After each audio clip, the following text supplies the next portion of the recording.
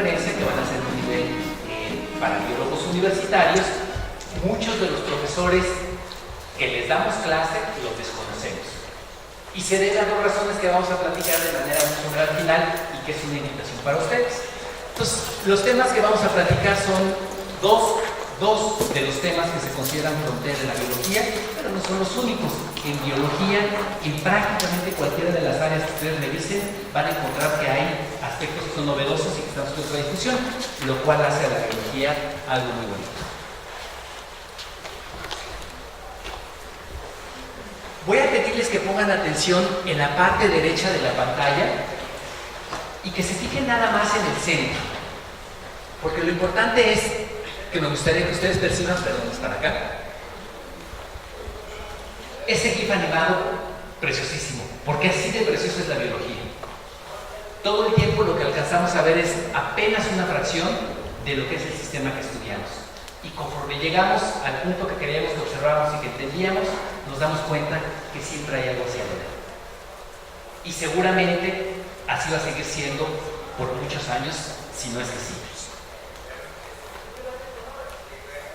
Lo interesante es que esta plática se concentra en dos elementos que son muy importantes para la biología. Dos preguntas que nos han intrigado a biólogos y a no biólogos de toda la vida. Una tiene que ver con el origen de la vida, o una aproximación al origen de la vida, sin que vayamos a concentrarnos en hablar sobre el origen de la vida, y la otra tiene que ver con la teoría más poderosa que tiene todas las ciencias biológicas, que es la teoría evolutiva. Algo que es interesante es que en biología, siempre cuando planteamos una pregunta, lo que hacemos es generar múltiples hipótesis para tratar de trabajar con ella. Y lo que es muy interesante en biología es que muchas veces las distintas aproximaciones para responder esa pregunta están encontradas o tienen conflicto entre ellas. Dado esta situación que genera tanta diversidad de formas de pensamiento, se han tratado de catalogar y clasificar las estrategias de cómo nos aproximamos a cualquier pregunta biológica y en general pregunta científica, no solo biológica.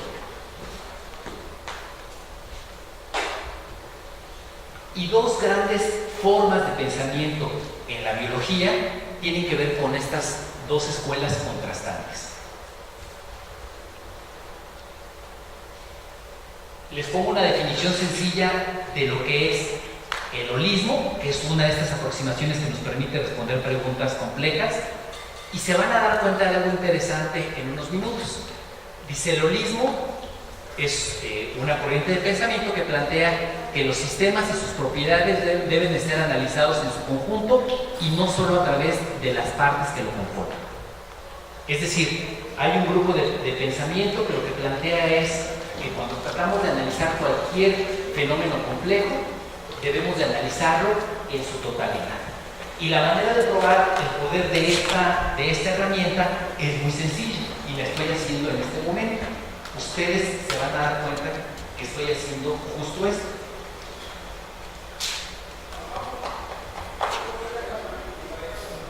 La respuesta de todos ustedes frente a este acto de venir a saludar al compañero, la respuesta del compañero es algo que no podíamos predecir. El compañero lo que hizo fue sonreír. Es una persona amable. ¿Están de acuerdo con otra persona? Podría haber hecho algo totalmente distinto, como voltearme en la cara o hacerse un lado para que no lo tocara. El asunto es que el holismo justo plantea eso, que aunque conociéramos perfectamente a todos los integrantes de este salón, sería prácticamente imposible predecir el comportamiento de este salón frente a un problema, el que sea. ¿Qué quiere decir esto? Que para entender a todo el salón, lo que tenemos es que analizarlo en su conjunto, no por partes. Y algo muy interesante, si quisiéramos tener una caricatura sencilla de lo que es el holismo, sería esto. 1 más 1, yo sé que todos saben sumar y van a decir que 2, y el holismo lo que plantea es que la respuesta sería, no sabemos. Porque depende de la interacción de los elementos, el número 1 y el número 1, para saber la respuesta, y tenemos que analizarlo en su conjunto. Eso es una corriente de pensamiento que ha servido mucho en la biología, sin embargo se dan cuenta que la complejidad de analizar todo pues es elevado. Otra alternativa es el reduccionismo, que el reduccionismo básicamente lo que plantea es justo eso: el todo no es más que la suma de los elementos que lo conforman. Es decir, no tenemos que analizar la respuesta de todo el salón, podemos analizar por secciones, por fragmentos, y con eso vamos a explicar perfectamente cómo es este salón. Es decir, el reduccionismo lo que plantea es lo contrario: 1 más 1 siempre es igual a 2. ¿Y qué quiere decir esta corriente de pensamiento? Que podemos dividir cualquier problema complejo, cualquier pregunta que tengamos, en sus partes, y resolviendo cada una de sus partes vamos a encontrar la explicación para el proceso complejo. ¿Se dan cuenta de estas dos alternativas distintas de pensamiento para abordar un problema?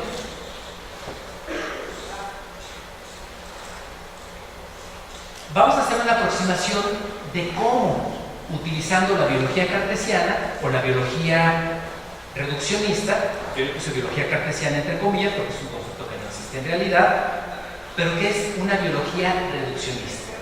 Y le puse cartesiana porque fue justo René Descartes, que no era un biólogo, realmente era, ustedes ubican que los científicos antes eran un poco biólogos, un poco filósofos, un poco matemáticos, un poco físicos, un poco de todo. René Descartes tenía algunas características de esas, pero se dedicaba mucho a las matemáticas, y lo que hizo René Descartes fue justo eso: plantear que cualquier problema complejo debemos de partirlo en pedacitos para empezar a analizar. Y una de las aportaciones muy importantes de Descartes, que han servido mucho para la biología, fue justo la invención de este plano cartesiano que utilizamos a cada rato. Es decir, cualquier proceso complejo lo graficamos y podemos entenderlo de manera más sencilla. Y vamos a ver cómo esta biología cartesiana ha ayudado a resolver preguntas que tienen que ver con el origen de la vida.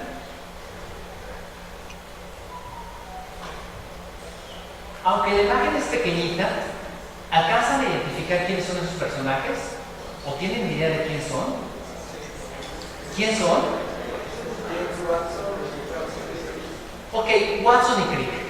Y lo que vamos a utilizar a ellos es como un par de investigadores, de científicos, que lo que hicieron fue utilizar el reduccionismo como una herramienta poderosísima. Y lo que hicieron estos investigadores fue identificar el reduccionismo como una herramienta que lo que les permitía es analizar la vida, no en su conjunto como hubiera hecho un analista, sino analizar una de las moléculas más importantes para la vida. Y Watson y Crick lo que hicieron fue plantear en una visión muy reduccionista cómo analizar la vida. Y en realidad lo que analizaron fue una sola molécula. Y describieron esa molécula en una página.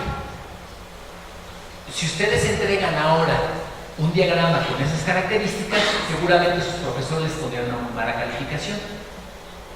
Sin embargo, en 1953, la representación de ese diagrama particular fue algo realmente muy novedoso y muy reduccionista, porque Watson y Crick no planteaban analizar la vida en su conjunto, sino únicamente la estructura de esa molécula importantísima que es el ADN, o el DNA, como ustedes quieran decir. ¿Qué es interesante esta estrategia reduccionista? Que ellos, de un ser vivo, lo único que analizaron fue una molécula. Y lo interesante es lo que pasó con ese descubrimiento o con ese planteamiento. ¿Alguien del público me puede decir qué dice esa frase? Johan, ¿nos ayudas? Gracias. ¿No ha escapado o se ha notado que... Es que está muy complicado, ¿no? Aparte que Johan sabe que es bien bilingüe, pero algo muy importante, y eso lo vamos a platicar al final. Básicamente lo que dice es que ellos se han dado cuenta que la forma en la cual se encuentran apareadas los nucleótidos en la molécula esta, que ellos postulaban, inmediatamente sugiere un posible mecanismo de duplicación o de copiado del material genético. Es decir, a partir de describir nada más la doble hélice, Watson y Crick ya planteaban que con ese conocimiento tan básico ya podían hacer predicciones interesantes de cómo eran mecanismos más complejos. El descubrimiento de esta molécula tan sencilla lo que hizo fue revolucionar las ciencias biológicas. Esto lo pueden revisar con calma en cualquiera de sus fuentes de información, y se van a dar cuenta que fue tan notable que generó que estos investigadores se hicieran acreedores al premio Nobel escribiendo una sola cuartilla, que es la cuartilla que ustedes están viendo. Explicaron la vida, explicaron la extinción, explicaron algo más, una molécula, no. Pero este conocimiento reduccionista logró realmente impactar de manera muy impresionante a la vida, o al estudio de la vida. Todos para este punto ya deben de haber leído el libro del origen de la vida, porque es un tema que ya pasamos en nuestra materia. Y lo que es interesante es que este investigador lo que planteaba era lo siguiente, desde una perspectiva me parece a mí también reduccionista.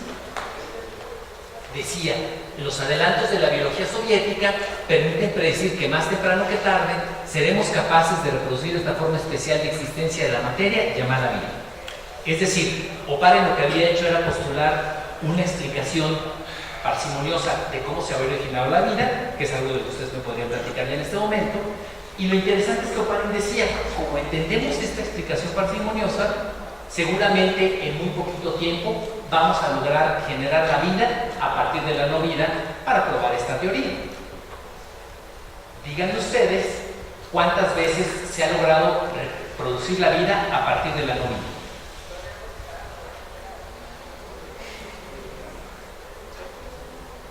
Qué bueno que haya silencio, porque no se ha logrado ni una sola vez.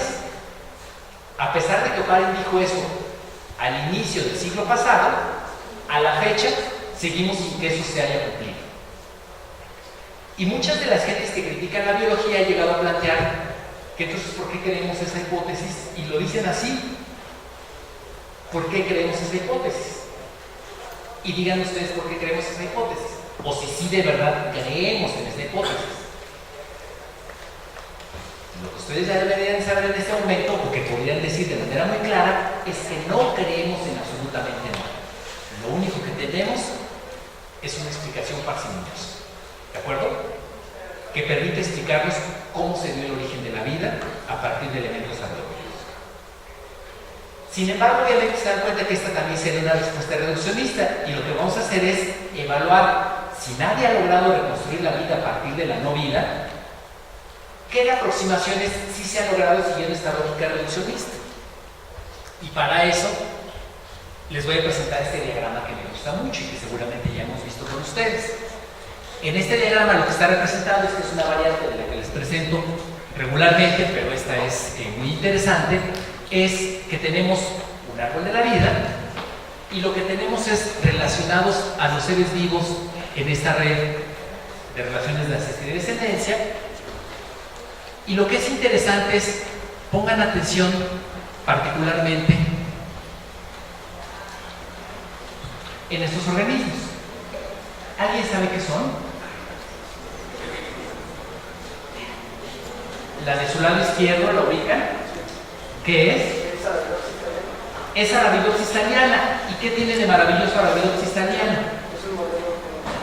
Es un modelo de investigación genética. Es una planta que prácticamente ya no crece en estado libre. Bueno, no es cierto, sí existe en estado libre, pero en realidad la conocen muchísimo en todos los laboratorios porque la utilizan como un modelo.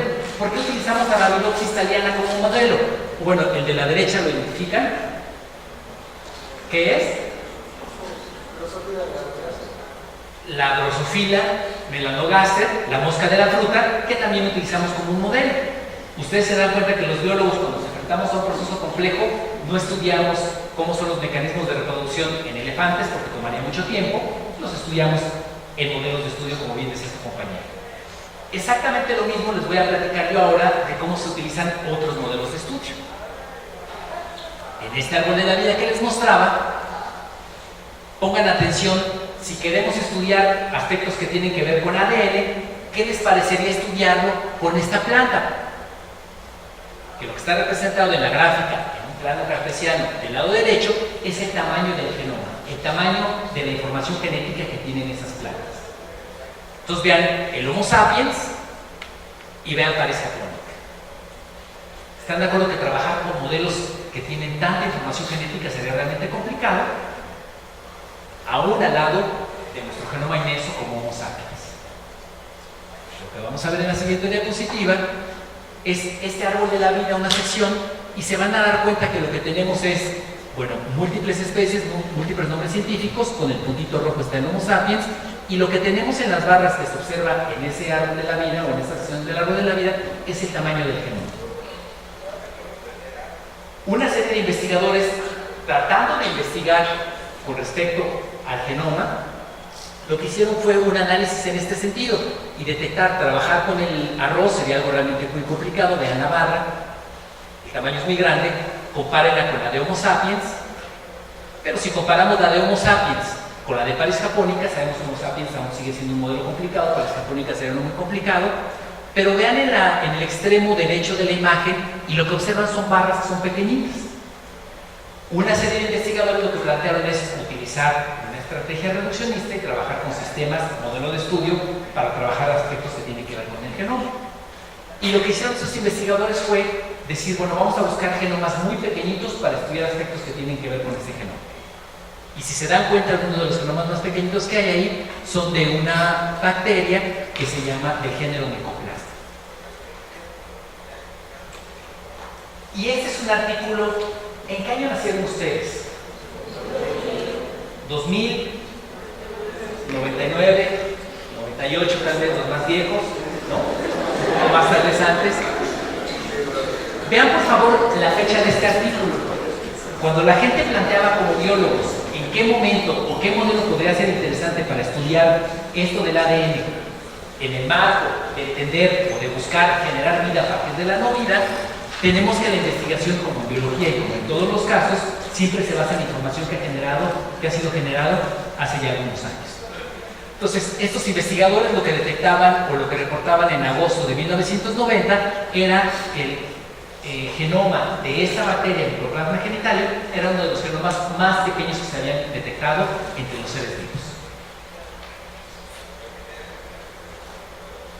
Otra serie de investigaciones que se desarrollaron entre 1950 y 1970 tenían que ver no con detectar genomas pequeños, sino con la tecnología que lo que permitía era escribir genomas. ¿Qué quiere decir esto? Que alguien había empezado a trabajar con la tecnología para poder decir, quiero hacer una molécula que tenga adenina, después timina, después citosina, después guanina, después adenina, después pentadiminas, y esa era una tecnología que se había desarrollado también. Es una tecnología que es ahora tan común que incluso hay empresas comerciales que lo que hacen es preguntarte qué molécula quieres. Yo quiero una molécula que diga TGC, les mandas dinero y te la mandan por correo en un tubito, una molécula que es nada más moléculas de ATCG, del polímero ATCG. ¿Qué es muy interesante? Que investigadores detectaron esta información reduccionista, la de los genomas pequeñitos y la de la tecnología que permitía escribir genomas, y lo que hicieron fue un experimento muy bonito. Plantear la posibilidad de escribir ellos de manera artificial un genoma. Entonces decían, no podemos crear la vida a partir de la no vida, pero sí queremos crear un genoma a partir de la no vida. Y en el 99, que es por el año en el que nacieron ustedes, la gente empezó a discutir el impacto que podría tener esto. ¿Qué consecuencias podría tener que los Homo sapiens inventáramos algún genoma? Que escribiéramos una molécula y generáramos una molécula totalmente nueva y que no existiera nunca. Por supuesto, desde una perspectiva científica se analizaba qué impacto podría tener esto. Y ahora lo vamos a ver. En lo que la gente platicaba o discutía qué impacto podría tener esta tecnología, hay un investigador privado, pero no privado en el sentido así como de andar secreto, sino que no recibe financiamiento público, sino él tiene una empresa muy poderosa que es Craig Venter, y ese es el instituto que él creó, es decir, es un empresario y generó un instituto. Ese es el instituto preciosísimo que se encuentra en La Joya, California, ahí muy cerca de la frontera, en San Diego. Y lo que es muy interesante es que este investigador dijo, pues a mí no me interesa la discusión ética de si es válido o no escribir un genoma artificial. Yo en mi instituto, con dinero mío y que yo pago, lo voy a construir. ¿Y qué fue lo que hizo Craig Venter? Una visión muy reduccionista, y lo que les estoy mostrando es la portada de un artículo muy importante de este autor, y lo que plantea es básicamente esto. Y dice Craig Venter, no podemos generar vida a partir de la no vida, pero lo que sí podemos generar ya, o lo que queremos generar ya, es un genoma completo de un ser vivo que sea escrito completamente de manera artificial. ¿Cómo hacía esto este investigador? Si ven el bucle, básicamente lo que hacía es, primero tomaba una molécula, tenía su máquina, ahí ven AGTC, tenía su máquina que podía escribir en un teclado A, y ponía una molécula A, G y ponían una guanina, C y ponían una citosina, T y ponían una timina, y así empezó a hacer experimentos. Lo que era muy interesante es que, si se dan cuenta, ya que generaba la cadena de nucleótidos que él había inventado, utilizando la información de los seres vivos que se conocen, lo que hacía es, estos pedacitos de genoma los metía en una bacteria, utilizando técnicas que ustedes van a aprender a utilizar, a hacer más adelante, y posteriormente lo que hacía es, ya que esta levadura le había ayudado a reunir el genoma, lo que hacía era muy sencillo, se lo inyectaba a un ser vivo. Entonces, a un ser vivo le sacaba su ADN y le metía el ADN que él había escrito de manera sintética. Y eso lo hizo durante muchos años, hizo varios intentos. ¿Qué es lo interesante o que Craig Venter quería probar? Lo que Craig Venter quería probar era cuál era el tamaño mínimo de genes que debe tener un ser vivo. Y por eso lo escribía de manera artificial. ¿Alguno de ustedes sabe cuántos genes tiene un Homo sapiens, más o menos? La gente que platicamos en clase nos dimos cuenta que la molécula del genoma de Homo sapiens, si le extendemos desde el piso hasta arriba, mide como un 80 más o menos. Ahí hay entre 20.000 y 30.000 genes. Craig Venter lo que decía, voy a inventar un genoma, no que sea tan gigantesco, voy a inventar un genoma que sea pequeñito y que va a ser artificial, creado por mí. ¿Qué es lo que hizo Craig Venter? Justo presentar este organismo que es totalmente novedoso y que no existía antes. Y les explico cómo fue esta historia. Con el diagrama que les mostré antes, lo que hizo realmente es generaba genomas pequeñitos, con 2 genes, con 3, con 10, con 20, con 80. ¿Me explico? Iba aumentando el número de genes y los metía a un organismo al que le había quitado su material genético. Y revisaba si ese organismo vivía o no vivía. Cumplía con los requisitos de los seres vivos. Y lo que fue muy interesante es que Craig Venter, después de muchos experimentos, lo que logró es generar una bacteria que es totalmente el citoplasma de un ser vivo que fue creado por la vida o fue generado a partir de procesos biológicos, pero funcionando con el genoma que fue escrito por él. Y le puso obviamente Mycoplasma laboratorio. ¿Qué es lo interesante? Si vemos esta gráfica, comparamos, y lo que dice Craig Venter es, tenemos un organismo, si alcanzan a ver la tabla, lo que dice, bueno, en la parte superior dice humano, y lo que tiene entre 20.000 y 25.000 genes, el número de genes que tiene una Escherichia coli, esta bacteria que también conocen muchos de ustedes, 4.500 genes, y vean lo interesante, SYN SIN 1.0, se dan cuenta que es como las versiones del software. Lo que es interesante es que este fue el primer genoma que se inventó de manera artificial, que tenía 901 genes y que metió en un organismo que no fue muy eficiente para funcionar como ser vivo, pero ya era un genoma artificial. El genoma de Mycoplasma genitalium, que es uno de los más pequeños que se han detectado, tiene 525 genes, y lo que hizo Craig Venter con este experimento de prueba y error fue generar el genoma de SIN3 o versión 3.0, que tiene 473 genes. ¿Por qué fue muy importante esto? La primera es porque se demostró cuál es el tamaño mínimo de genes que requiere un ser vivo, y la segunda es que ese genoma es completamente artificial. No salió de otro ser vivo. Ese genoma fue sintetizado en una computadora, escribiendo. ¿Para qué puede servir esto? En principio, Craig Venter se daba cuenta que los genomas que existen en la naturaleza llegan a ser poco eficientes con respecto a la velocidad de duplicación. Y vean, el genoma de Mycoplasma genitalium o Mycoplasma genitalium tiene un ciclo reproductivo que toma más o menos semanas para duplicarse un organismo. Y vean con el genoma que inventó Craig Venter, el de SIN3, generó un organismo, Mycobacterium, que se reproduce en 3 horas. Esto obviamente generó mucha discusión. Lo que es interesante es que en este diagrama, que es tan importante para los biólogos, lo que sabemos que tenemos que hacer ahora con este diagrama de árbol de la vida es que tenemos que adicionar una rama totalmente novedosa de seres vivos que su genoma fue inventado por el hombre. ¿Qué quiere decir esto? No sé si alcanzan a percibir lo relevante que es esto para la biología. Tenemos seres vivos que tienen un genoma que fue inventado por nosotros. Hay gente, por supuesto, que esto le ha parecido horrible, porque hay gente que ha pensado, eso quiere decir que podemos diseñar seres vivos. La respuesta en este momento es que sí, y podemos generar seres vivos con genomas tan pequeñitos como 473. Pero alguien puede hacer un experimento y decir, yo quiero hacer uno con 474, o uno con 500, o uno con 500.000. Y la verdad es que lo consideramos como una frontera en la biología, porque es algo que no sabemos hacia dónde nos va a llevar. Lo que es interesante es que estos seres vivos van a interactuar, por supuesto, con los otros seres vivos que somos producto de la evolución, con seres vivos que son producto de la evolución humana. Y la invención humana no solo a partir de selección, sino a partir de un genoma que fue inventado totalmente de manera artificial. 473 genes no son muchos si lo comparamos con los genes que tiene un Homo sapiens, pero lo que es interesante es que de estos 473 genes, cuando la gente analiza la secuencia de ATCG que se escribió, y cuando le preguntaron a Craig Venter, oye, ¿y sabes esos 473 genes para qué sirven? Es decir, un gen es para la replicación, otro gen es para respirar, otro gen es para producir energía, otro gen es para consumir nutrimentos. Lo que es interesante es que Craig Venter dijo, el 30% de esos 473 genes no sabemos para qué sirven.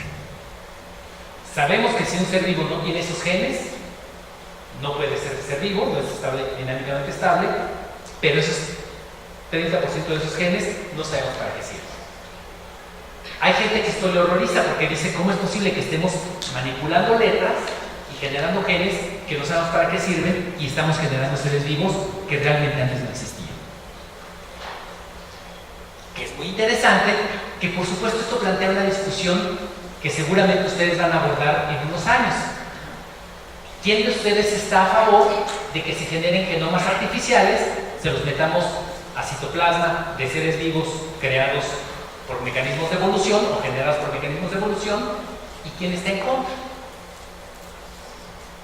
Si hiciéramos una votación ahora, ¿quién está a favor de que sigamos con esta investigación? Levantar su mano.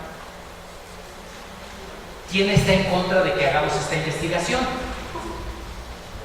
Y se dan cuenta que hay pocas manos levantadas, pero hay manos levantadas. Y si alguien de los que están en contra pudieran compartir por qué les parece peligroso esto, sería genial. ¿Qué preocupaciones me dan hasta allá atrás? ¿Nos podrías decir por qué?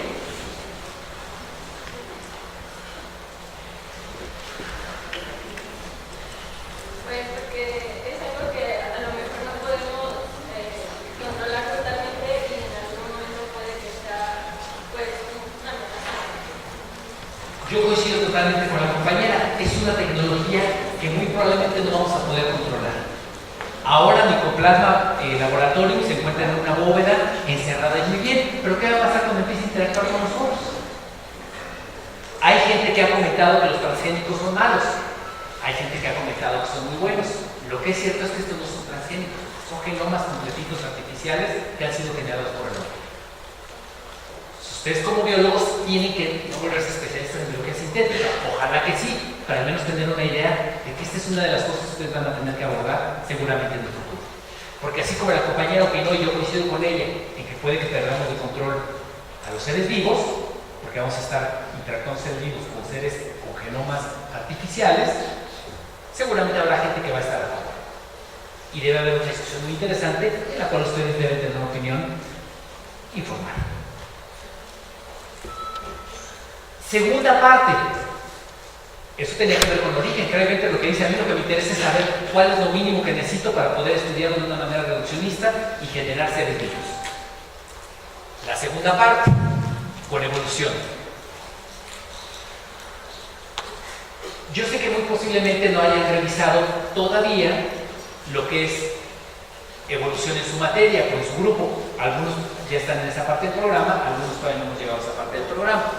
Lo que es interesante es que ustedes identifican a estos dos autores, Lamarck y Darwin, y ustedes identifican seguramente cómo es la estructura de pensamiento de lo que proponía Lamarck y lo que proponía Darwin, y si no se los platico de manera muy breve. Lamarck lo que proponía básicamente es que, Y la caricatura es un ejemplo que todos tenemos en la cabeza porque desde la secundaria se empiezan a utilizar este ejemplo. Lamarck lo que proponía básicamente es que por supuesto hay jirafas con cuello corto, hay jirafas con cuello largo, y que la presencia de estas jirafas con cuello largo o la presencia de estas jirafas con cuello corto se deben a las presiones ambientales. De una manera muy sencilla y como ustedes lo están pensando. Si hay una presión para consumir hojas que se encuentran muy arriba, pues los organismos de alguna manera que no planteaba la manera van a lograr elongar su cuello. Darwin planteaba algo diferente. Elongar su cuello y heredar esta característica a la siguiente generación. Darwin planteaba algo diferente. Darwin lo que decía es, en realidad esto no funciona así. Lo que sucede es que en todas las poblaciones, así como en esta que estamos observando de Homo sapiens, hay variación. Va a haber organismos con cuello más pequeño y organismos con cuellos más largos. Y lo que es muy interesante es que los organismos con cuellos más largos, en este escenario que nos han practicado toda la vida, van a tener una ventaja porque van a conseguir mayor alimento. Y esto les va a permitir sobrevivir y reproducirse de manera más eficiente. Si esto es correcto, lo que tenemos es que al paso de múltiples generaciones, los organismos con cuellos más largos van a ser seleccionados positivamente y van a aumentar su frecuencia en el espacio y en el tiempo. Que esas son las ideas contrastadas. Durante mucho tiempo se llegó a plantear que la idea de Lamarck es incorrecta, es decir, que el ambiente afecta a los seres vivos y que los seres vivos responden a ese ambiente y que esa variación de respuesta puede pasar de generación en generación, se planteaba que era incorrecto, y que la idea propuesta por Darwin era la correcta, que hay variación dependiendo independientemente del ambiente y que las características que se adquieren de manera novedosa, si no afectan de manera genética, no pasan a la siguiente generación. Sin embargo, viene aquí lo que es la segunda frontera. Y esto que también ustedes ubican. Ustedes ubican esta expresión, y si no lo ubican, si no lo habían visto, seguramente mentalmente ya tienen los elementos para resolverlo. Ustedes ubican que el fenotipo, ¿qué es el fenotipo? Si me dice alguien rápido. Los caracteres, ¿qué, perdón? Ok, vamos a decirlo de manera sencilla, los caracteres físicos, ¿de acuerdo? ¿Y el genotipo qué sería? Ok, los caracteres genéticos, los caracteres que tenemos codificados en nuestro genoma, ¿de acuerdo? Y el ambiente, pues es con el cual interactuamos, ¿están de acuerdo? Que es algo muy interesante. Sabemos que el fenotipo de un individuo depende de sus características genéticas que son heredadas y del ambiente en el cual se desarrolla. Y para eso tenemos múltiples ejemplos. Estos son dos gemelos idénticos, es decir, su genotipo es idéntico y se dan cuenta que uno es más debilucho y el otro está más fuerte. Lo que es interesante es que esta variación en el fenotipo se debe al ambiente, ¿están de acuerdo? Porque genéticamente son idénticos.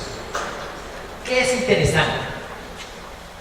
Que sabemos, o se discutía hasta hace poco tiempo, que realmente lo que pasa de generación en generación es el genotipo, y dependiendo de la interacción del genotipo con el ambiente, es que obtenemos un fenotipo. ¿Qué es interesante? Que se empezaron a desarrollar una gran cantidad de experimentos que plantearon una alternativa interesante. Este es un experimento caricaturizado en el cual una investigadora lo que hacía es ponía a ratones a olfatear fruta, ¿de acuerdo? Y evaluaba cuál era la respuesta de los ratones olfateando fruta. Posteriormente lo que hizo fue condicionar a estos ratones y cada que los ratones olían fruta les daba toques. ¿Cuál fue la respuesta de los ratones? Después, aunque no les dieran toques, cada que les ponían a oler frutas, los ratones se horrorizaban, ¿de acuerdo? Porque estaban condicionados. Y lo que fue muy interesante es que estos investigadores lo que hicieron fue decir, bueno, ¿y por qué se horrorizan los ratones? Porque aunque pongamos fruta muy lejos, estos ya están horrorizados, espantándose y queremos ir en otra dirección, en dirección opuesta. Y lo que fue muy interesante es que los investigadores detectaron que había dos cambios en los ratones. Uno, en la capacidad de los receptores de la nariz para detectar fruta, y otro, en la cantidad de conexiones neuronales que definían la respuesta a la fruta. Entonces, qué interesante, cuando los ratones los tengo, ahora sí que sin hacerles nada más observándolos, los ratones huelen la fruta y nada más. Cuando los someto a estrés por toques que les daban los ratones, cuando huelen fruta, lo que observaba es de que además de que se horrorizaban, estos ratones respondían, desarrollando receptores más eficientes para detectar la fruta y conexiones neuronales más eficientes para detectar la señal de la fruta. Esto no parecía todavía sorprendente. Lo que hizo fue muy interesante, puso a un ratón que ya lo habían entrenado en oler la fruta y que ya tenía esos cambios en sus receptores para el olor a la fruta y en su cabeza, en sus neuronas, y dejó que tuvieran hijos. Y lo que es interesante es que esos hijos tuvieran a su vez hijos. Entonces lo que veíamos eran los nietos, los hijos y los ratones que los pusieron con fruta y que les dieron toques y que desarrollaban receptores nasales. Lo que es interesante es que se dieron cuenta que los ratones hijos y los nietos también respondían a la fruta y también se horrorizaban y por eso están representados como temblando. Lo que es muy interesante es que analizaron y se dieron cuenta que tanto los ratones de la primera generación, los abuelos, por así llamarlos, cuando se les puso esta situación tan complicada, desarrollaron receptores, se dieron cuenta que también los hijos y los nietos habían heredado esa característica de tener más receptores, tanto para detectar la fruta como para horrorizarse cada que veían la fruta, o cada que la respiraban, cada que la apreciaban, cada que la sensaban. Lo que es muy interesante es que los investigadores empezaron a decir, bueno, ¿cómo es posible que una característica que se debe al ambiente, porque están de acuerdo que el ambiente es la fruta y los toques que les daban los investigadores, esté afectando ahora este nivel? Y lo que encontraron fue algo muy interesante. Detectaron que en el genoma de esos ratones había pequeñas modificaciones muy interesantes. Lo que ustedes tienen del lado derecho en el diagrama es una citosina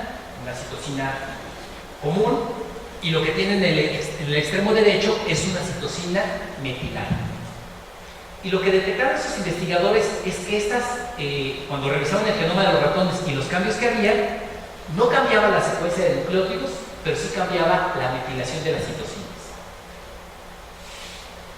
Esto era muy interesante porque cuando veían a nivel genoma, los ratones estos veían que haber sido sometidos a los toques tenían el genoma ATCG, bueno, estas letras que están ahí, pero algo muy interesante, veían que cuando los sometían a este estrés, el genoma se modificaba y entonces las citosinas estaban metiladas, que es lo que representa estas estrellitas púrpuras.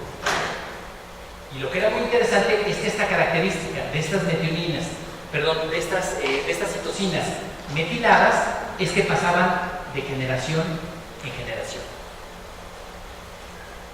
De tal forma que lo que detectaron es que los ratones que se les daba toques y que desarrollaban receptores más sensibles y que desarrollaban redes neuronales, lo que era muy interesante es que eso lo que hacía era activar que algunas de las citosinas del genoma se metilaran.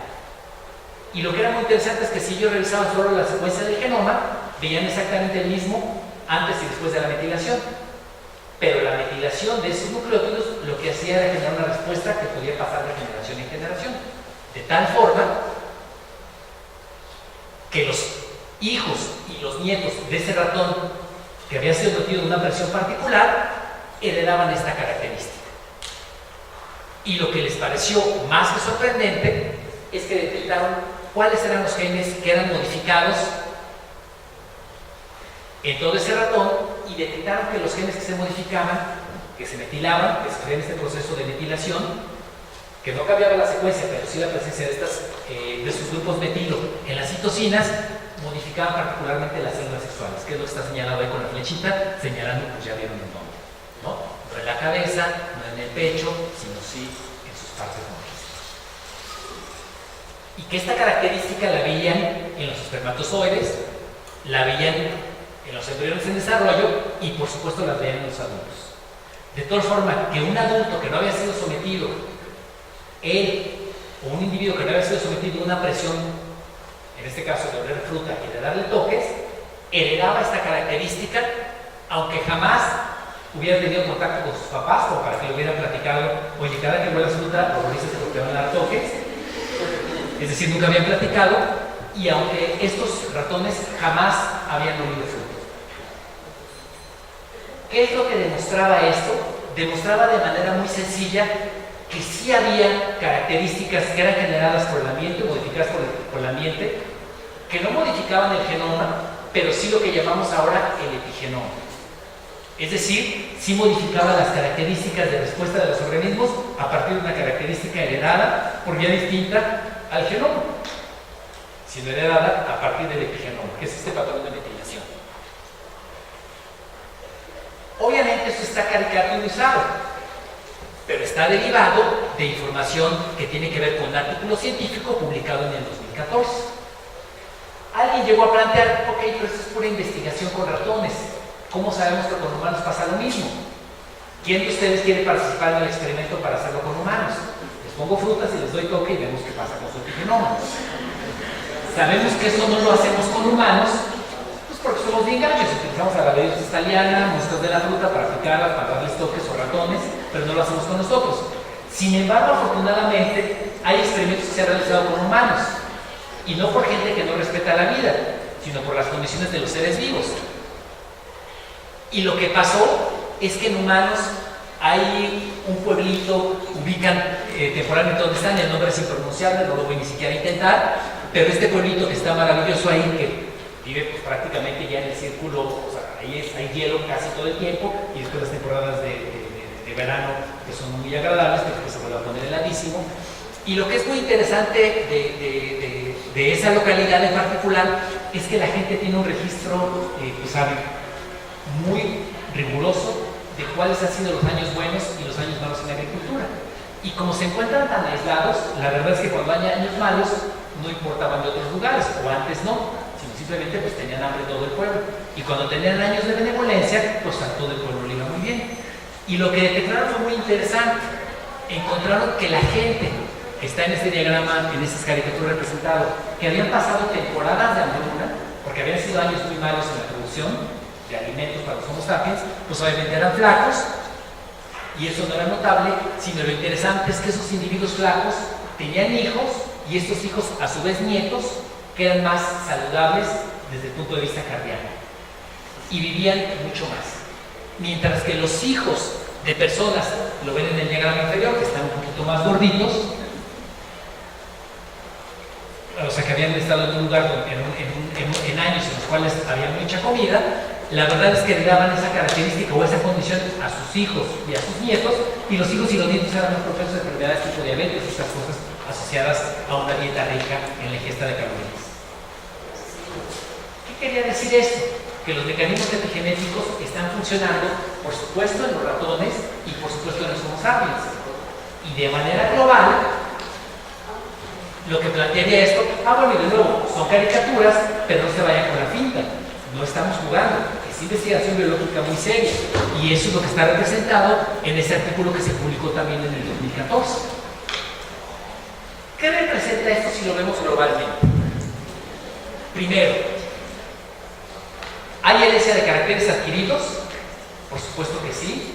Lo que planteaba la teoría sintética o el neodarwinismo, que no había herencia de caracteres adquiridos, sabemos que es incorrecto, y que sí hay herencia de caracteres adquiridos, no a partir del genoma, pero sí a partir del epigenoma, que es algo que está revolucionando la biología evolutiva. Lo que es muy interesante es que la gente que no sabe biología evolutiva, lo que hace ahora es decir, no, pues ya la teoría darwinista no sirve para nada y hay que tirar a la basura. Y vamos a evaluar justo eso. Pues, ¿la herencia de los caracteres adquiridos existen? Por supuesto que sí. Se derrumba la teoría evolutiva en absoluto.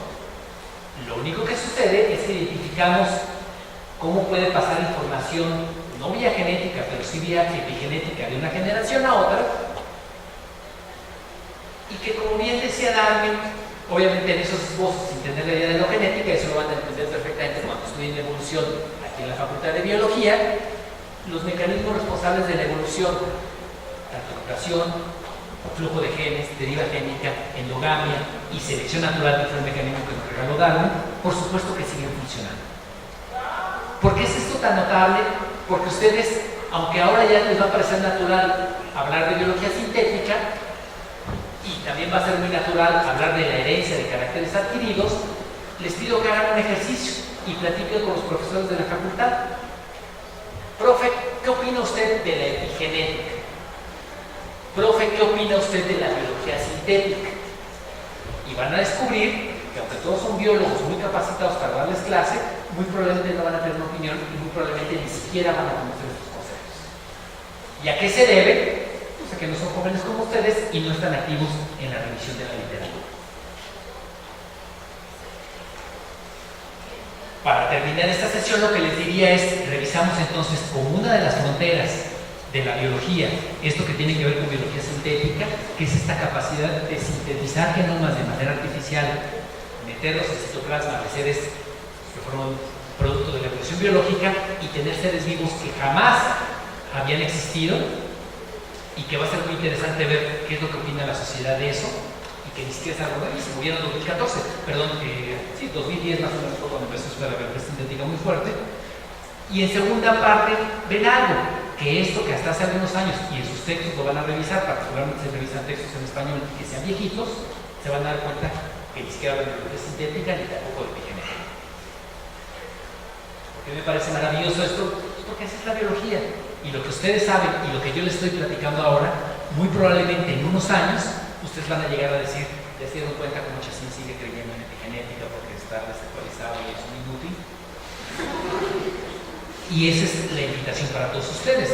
¿Cuál es la manera en la que ustedes van a lograr eso? Enriquecer y venir a decir, este profesor está desactualizado, bla, bla, bla, pues solo siendo biólogos activos de esta maravillosa biología.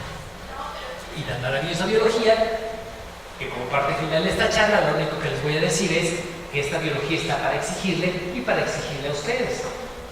Y la invitación es que a los profes que no estemos capacitados, que no estemos actualizados, pues a que nos actualicemos, ¿verdad? Que ustedes nos critiquen así como nosotros los criticamos cada que nos responden que es una hipótesis pasando, por ejemplo, porque deberían saber. Igual ustedes para nosotros, si no sabemos estos temas, que son frontera de la biología. Otra muy importante, por favor, cuiden su promedio. Yo sé que se los han dicho y se los han dicho muchas veces. No tienen idea lo grave que es exigirle a la biología, exigirse a ustedes, pero tener un mal promedio. Se cierran sus puertas. La invitación es que si esta biología les parece maravillosa, biología sintética y biología epigenética, y quieren participar en ella, la única manera que lo pueden hacer de manera académica y seria es cuidar su promedio. Y en segundo lugar, la invitación que hago con los compañeros de mi salón, de la sección con la que yo interactúo, pero que se las hago a todos, y por favor háganlo, tienen que aprender inglés. Si les costó trabajo leer, lo que Johan nos quiso traducir, porque le flojera seguramente, no porque no lo entendiera, pero pues conocen a Johan. ¿Ya se fue Johan? Pero tenían herramienta. Los que voltearon a ver y decían, yo no puedo leer eso, de verdad la invitación es a que lo resuelvan. Si son biólogos y no saben inglés, por más grosero que suene esto, van a ser unos biólogos incompletos. Exacto, pues es que se botó la flojera. ¿Me explico? Es muy importante. Olvídense de Johan. Olvídense que saben inglés. Aprendan ustedes. Si no saben inglés, no van a poder disfrutar de esta biología maravillosa, ni tampoco van a poder exigirle. Y la verdad es que su camino, si buscan el de la biología, va a estar cerrado. Y pues con esto, quiero terminar.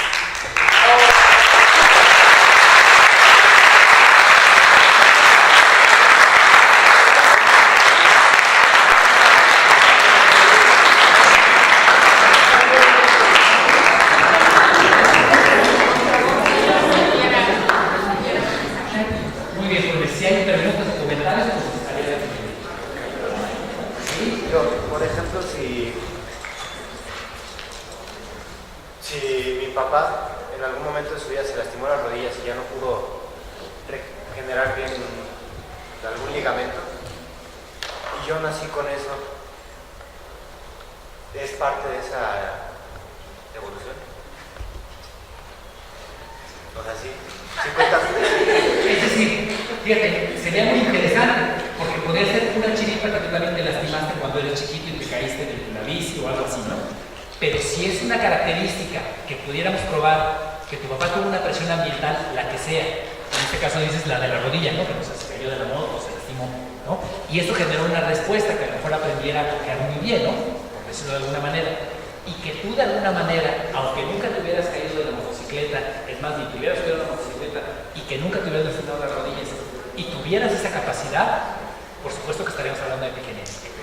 La epigenética particularmente es muy interesante con respecto a qué, las enfermedades que ustedes saben. ¿Quién tiene familiares diabéticos? Levanten la mano. Y saben que la historia es horrible. No le quiero espantar, pero va a ser de las cosas más horribles. Y lo peor es gente que amamos. Y de verdad ustedes saben que el final no es agradable, ¿eh? O sea, y se los digo de la manera más cínica, porque así es, y prepárense. Lo que sabemos es que estas cosas pueden tener un componente epigenético. Y la verdad es que vale la pena probar, porque sí es cierto, ustedes hablan siempre, o hablamos siempre de susceptibilidad, ¿no? Enfermedades. Lo que es muy interesante es que los biólogos evolutivos y los biólogos particularmente están siendo muy importantes para estudiar los patrones de herencia frente a estas condiciones particulares.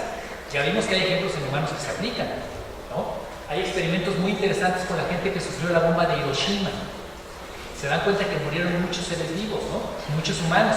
Y se han dado cuenta que la capacidad para responder al estrés es algo que se ha heredado de manera epigenética, porque afortunadamente los babosos de los gringos solo aventaron bombas en algunas ciudades en un episodio de la historia difícil, ¿no? Y se dan cuenta que esto, por supuesto, tiene implicaciones para nosotros los Homo sapiens.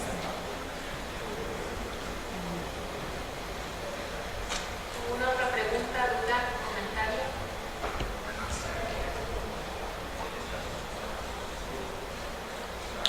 Bueno, pues la verdad es que muchas gracias por haber asistido. Nos quedó un poquito grande el auditorio, está bien, pero bueno, pues qué bueno que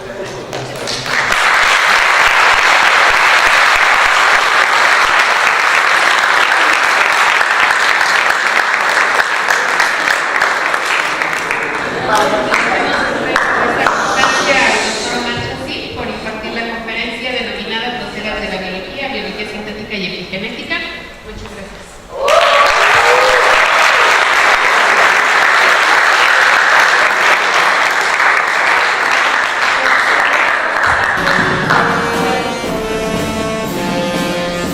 Si bien, compañeros, en las sesiones que no hayan estado aquí, particularmente de la televisión, todas las sesiones,